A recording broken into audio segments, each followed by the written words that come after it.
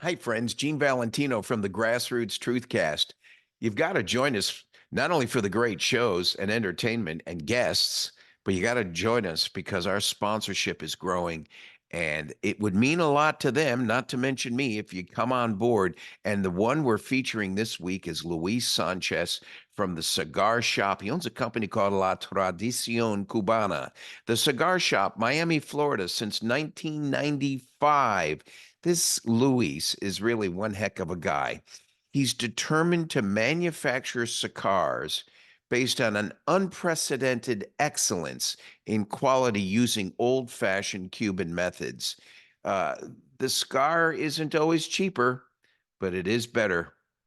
And if, like you're drinking a fine wine, you got to have a fine cigar, look for Luis Sanchez at the Cigar Shop. He helped me find a nice Connecticut wrapper with a Nicaraguan blend.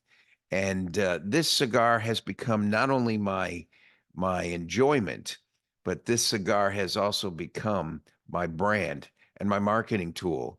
If you notice up close, we've got a little label he's put on there for me. And that's my website, genevalentino.com. It's at the Grassroots Truthcast. Now, here's the deal. You go to thecubanshop.com, find the cigar you want, and Luis will throw in the labels for free. But you got to tell him Gene sent you. Tell Luis Gene sent you. The labels are free. These are $50 to $100 values based on the count. And you can get this to become part of your branding experiment. I'm using this with my guests on the Grassroots Truthcasts. This could be your brand on your product, your service, anywhere in the world. Look for Luis Sanchez at thecubanshop.com. Thanks for joining us. Enjoy your smoke. Well, it's that time yet again here at State of the Nation to welcome our friend Gene Valentino to State of the Nation. Gene, it's great to see you. Thank you for coming here to join us for another State of the Nation. What is on the top of your mind this fine day? Well, the shock treatments are working. I'm okay now. It's Okay, good. I'm just holding on for dear life as I watch Pete Buttigieg, an expert in transportation, show up to talk about the merits of a bridge collapse. Um, you know, trust does matter, and I see total virtue signaling going on throughout the entire Biden administration. We should know better, folks. It's been going on since he got in, and Buttigieg today going there to give us some level of confidence in what the administration is going to do about this bridge is not unlike all the missteps of misspeech that we've seen with these guys since day one. The masks, the virus, Hunter's laptop, government agencies going after individuals recklessly, conspiracy with the media. We've got intelligence agencies speaking out, perpetrating a coup of sorts against Trump of days just before the last election. Let's forget about all that. Oh, we've got a crisis on our hand. We're sending an expert there to take care of the problem now. Heads up, folks, put your attention on that. A bridge collapse in Baltimore, Maryland. Now, we regret that, and certainly we're sympathetic and trust true forces are in place to respond to this crisis. But I don't need to hear it from Pete Buttigieg, is what I'm trying to say. Well, definitely not, but we didn't need to hear it from the mayor of Baltimore or the governor of Maryland either. The mayor of Baltimore gave one of the most weak, lack of ineffective speeches ever, talking about feelings. And then I thought I was watching Obama's illegitimate son there with the governor of Maryland looking down his nose with that upturned chin that Obama patented, just like Mussolini, the two of them. And Pete Buttigieg, Brian and I were saying earlier, is there one transportation sector in the country that has not failed under Pete Buttigieg? But again, is there one executive department under Joe Biden that isn't an abject failure by proper standards. Of course, they think they're all successes because their goal is to destroy the country from within. Yeah, yeah. How about that, Timothy? You look and you then see Karine Jean-Pierre, KJP, stepping up at the microphone, trying to espouse how great the administration is handling things and how sympathetic they are to all the causes at hand. Just spend more money is their only answer. I don't know what that bridge is going to cost to rebuild, but by the time Biden gets his sticky fingers on it, it'll be more than what it should cost for it to be built. Gene, I'm seeing a stark contrast here also when I look back at some of the other events, big events that we've seen, natural events, some may say, industrial accidents. Let's take, for example, I don't know, East Palestine, Ohio, or Lahaina. Why, when Yep. neither of those happened, was there a statement from Joe Biden saying, we're going to make this right, we're going to fix this, I want to use congressional action if I have to, we will start rebuilding this right away? Where was Pete Buttigieg? How long did it take him to get to Ohio? And how Yeah, and I owe an effective was he? apology for not mentioning that earlier. Of course, I really maybe don't need to because there's so many to count for. I'd lose my airtime here with you today if I had to list everything. But your point's well made, Hesh. I don't understand it. We have to be accountable, and during a crisis, it's essential for you and I to have trust in the leader who shows compassion, responsiveness, and has at his fingertips facts and figures that are accurate and true. We don't need the total answer that moment. We know a crisis is a crisis and things are dynamic and moving on the fly, but we do need to see an action plan, a rehearsed, planned, coordinated action plan between the different agencies of government, not a bunch of boo-hoo crying tears and a lot of empty commentary. And that's what you're talking about, Hesh, with that mayor. And then when we did have a leader like that, what did they lose their minds over? Did you see Donald Trump throw those paper towels at that Puerto Rican? I mean, come on. He actually, somebody was behind the queue and he's like, here you go. And he lobbed it to him and they were happy to get the paper towels. But of course, that's not how it had to be spun because it was Donald Trump and it was a Puerto Rican national. So he had to be throwing the paper towels at the Puerto Rican. Yeah. And, Hey, meanwhile, completely missing the leadership he showed in that instance. Very good. You want to spin? Here's the spin. He did not rip up a State of the Union message. Pelosi did. That's a spin. And that's really a perverse act that was in your face on national TV. And why is it we look away from that? Why is the fake media not reporting that? That is the most reprehensible act. If you're going to tell me, and I'm not saying you accusing Trump of throwing anything at anybody, but if you, the media, are going to throw that stupid allegation out there, then let me remind you times 10 of Pelosi ripping up a speech on national TV and 10 other incidences just like it. Yeah, and also deleting information from the J6 files that could be exculpatory information. Not only do they, just completely ritually humiliate America with things like that one you guys are describing, but they will destroy evidence. I could talk about Hillary and her server magnets and shredders also.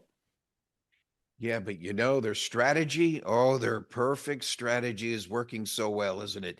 Let's accelerate the prosecutions and the indictments against Donald Trump in the last 8 to 10 months before the election. His campaign election fund is going up like mad. The people are leaving the Democrat Party and becoming Republicans. Even Democrats don't want to admit it. And then you got the national news trying to go after the only thing left they have, MSNBC today and yesterday. We're watching Joe Scarborough go into convulsions along with Rachel Maddow and the rest of the clowns, trying to take down poor Ronna McDaniel. She was former REC chair, head of the Republican Party, and she was probably doing what the other journalists, other government or agency-related people are doing to slip out of government and become a contributor on some of these networks. And what did she run into? She ran into a tsunami of vile vitriol, total evil attitude by Rachel Maddow and the rest of them to force the administration of MSNBC to reverse after only 4 days, 5 days of employment. Ronna McDaniel's out of MSNBC.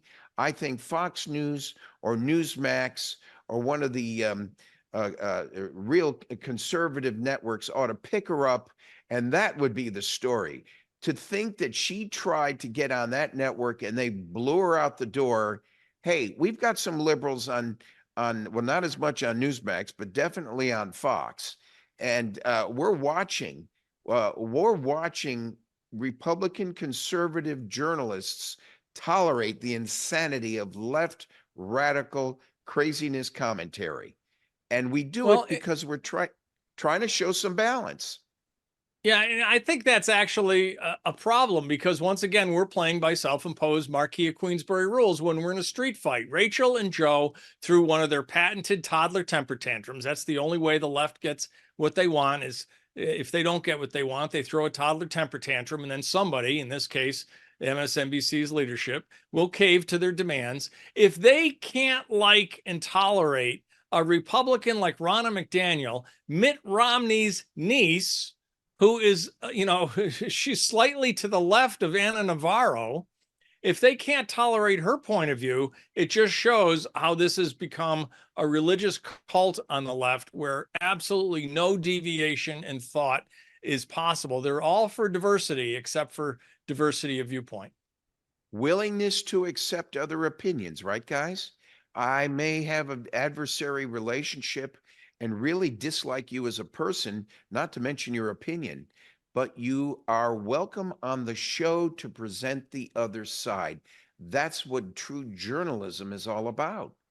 As long as it's decent, moral, and ethical commentary that is made for the news, made for radio and TV, it's got to be welcomed if it's a legitimate alternative opinion to the point. But you see, that's where they get their censorship. That's how they justify their censorship. We can't give a platform to this because this is not a moral viewpoint. This is not an acceptable viewpoint. Therefore, we're doing you a service by not exposing you to that viewpoint. And Donald Trump's company called Truth Social. I'm in a full disclosure, and I'm a shareholder in DWAC, Digital World Acquisition Corp. It's a special purpose acquisition company, which is on NASDAQ. It's a publicly traded entity, and they've just merged with Donald Trump's entity, Truth Social. DWAC's symbol is disappearing. The new symbol on NASDAQ is DJT. DJT right. for Donald J. Trump is the new symbol for Truth Social on NASDAQ. And we did quite well today with the way it merged. Yeah, Donald Trump is $3.9 billion wealthier today than he was yesterday. And here's a little bonus for people that aren't that familiar with New York City. In Times Square, there's a building that has a news crawl and a stock ticker that runs around. It's a triangular building and it runs all the way around the building. So from here on out, people walking through Times Square are going to see the DJT ticker symbol in Times Square. That's a nice little bonus for the president. That's wonderful. We're going to see a whole metamorphosis occur in terms of how the old days of radio and TV broadcasts are morphing now as we speak into a digital age where social media, the Reddits, the Facebooks, the Twitters are all going to be morphed into a new concept and a protected platform for free speech. And I think this pendulum of craziness, left speak, censorship will swing back the other way, and we're going to see some true free speech coming back. What a wonderful future it looks like. I certainly hope so, and I know that we're going to do that here at today's News Talk and here at State of the Nation. And I'm thinking about what you guys are talking about here, and I'm looking at just the behavior over there at MS and other outlets, and we've been talking about the deliberate dumbing down of Americans, and it really makes you think. It makes you long for the old days where you had both sides, sort of that, crosstalk thing happening, that kind of debate. But you can't have that. You can't have you know, any semblance of an adult, like grown up debate when one side is just using logical fallacies. I mean, if I look at what the complaints were about Ronna McDaniel, all logical fallacies that any student of logic and debate would laugh at, and that's a pretty sad state considering MSDNC is pretty much spouting CIA talking points. So I guess that shows what the CIA thinks of the American public. Are we dumb enough to sit and listen to nothing but ad hominem attacks? They were in collusion with the fake media, John Brennan and James Clapper in particular. The Hunter Biden laptop Russian hoax was because of a CIA collusion with the fake media. And that to me has got to change. I hope there's a new administration does a complete wipeout on these agencies. I hope there's a cutback in the agencies. I hope there's the implementation of National Voting Day, term limits for elected people, and a constitutionally established balanced budget, and free speech, which is the ultimate protection that no one can touch, that there be some sort of boundary for bad behavior. The economic process, thank God for Donald Trump, is bringing back the alternative and that centering of media and broadcast. I think you're about to see a mass formation transition. Dr. Nesbitt called it mass formation psychosis. I call it a mass formation transition of political, social, moral, and ethical thinking in this nation to bring back trust in our nation to those elected officials you and I distrust right now. Yeah, I sure hope so, Gene. I mean, my goodness, that is a message of hope right there. That's the kind of hope and change I think a lot of people are looking for right there. Because you're talking about accountability. You're talking about a shift away from this super propagandized, emotional, reactive status they want everybody in, right? Well, this virtual signaling that the Biden administration, Peter Buttigieg is an example of virtue signaling. He's in there because they could check a box off in terms of, I got one of these kinds of people in my group now. It had nothing to do with his ability to run that agency. It's been poisonous to public trust. And that's where we have to change it. Donald Trump wants people working for him that are capable, black, white, pink with yellow polka dots. He doesn't care where you're coming from, as long as you're legal and support this democracy and are an American citizen. I think that's all we need to really turn this nation around and get the credibility back in place that foreign nations laugh at our foreign dignitaries, our ambassadors, because they're virtual signaling all these issues and not worrying about the real issues that concern these foreign nations. Absolutely. All right, Gene, thank you so much. We're out of time. I hear the music. We're very pleased you were able to join us today. We'll look forward to your next appearance here. GeneValentino.com for all things Gene Valentino. Check out the Grassroots Truthcast with Gene Valentino. I'm excited to announce we're having a huge MyPillow spring sale, and here's a few examples. Buy one of our MyPillow 2.0s, you get another MyPillow 2.0 absolutely free. Made with cooling technology, the best pillow ever just got even better. And this just in, 9 brand new colors and styles of our Percale bed sheets. They're made with the finest long staple cotton, and now you can save 50% or more. That's as low as $24.98. And for the first time this year, I'm bringing you our My Slippers and Sandals for as low as $25 a pair. So go to MyPillow.com or call the number on your screen. Use your promo code to get your MyPillow 2.0s. Buy one, get one free. Percale sheets as low as $24.98. My Slippers and Sandals as low as $25 a pair. And for a limited time, when you order $75 or more, your entire order ships absolutely free.